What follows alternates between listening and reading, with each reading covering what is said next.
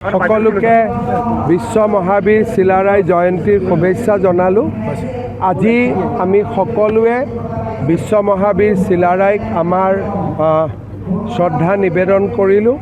সভাতে দৰঙী ৰজাৰ ৰাজহাউলীৰ ৰক্ষণাবেক্ষণ আৰু এটা সম্পূৰ্ণ প্ৰকল্প নিৰ্মাণৰ বাবে 50 কোটি টকাৰ এটা অনুদান ঘোষণা কৰিছোঁ। সিদিনাখন মই খটৰা সত্ৰৰ বাবেও কৈ গৈছিলোঁ, তাৰ অনুমোদন হৈ গ'ল। খুব কম দিনৰ ভিতৰতে আমি দৰঙৰ ৰাজহাউলীটোৰ ঐতিহ্য ক্ষেত্ৰলৈ ৰূপান্তৰ কৰাৰ আঁচনিটো অনুমোদন কৰি দিম। এইটো লৈ মই যথেষ্ট উদ্বিগ্ন। যিখিনি মন্দিৰত যিখিনি ঘটনা হ'ল আৰু পুলিচৰ লগতো মই কথা পাতি আছোঁ, অপৰাধীক আমি কঠোৰ শাস্তি দিবই লাগিব। মই এইটো ক্ষেত্ৰত মই নিজেও সচেতন।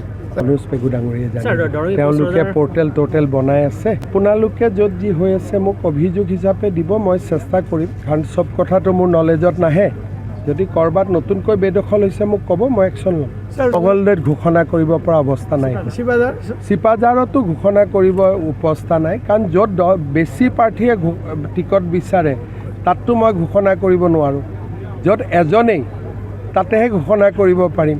ইয়াত যিহেতু পাওক নাপাওক, যিহেতু 2-3জন মানুহে বিচাৰিছে, মই যদি এটা নাম ষ্টেজত কৈ দিওঁ বাকীকেইজনেতো মোক বেয়া পাব।